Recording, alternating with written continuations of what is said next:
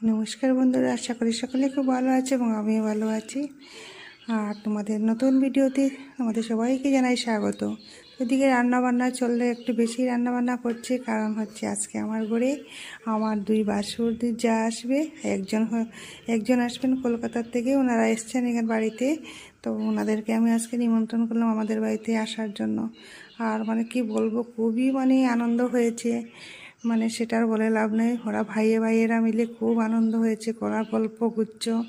এদিকে আমরা যারা মিলে প্রচণ্ড গল্পগুচ্ছ, বেশ অনেক দিন পর খেতে বসে আড্ডা, গল্পে আড্ডা, ভীষণ ভালো লেগেছিল।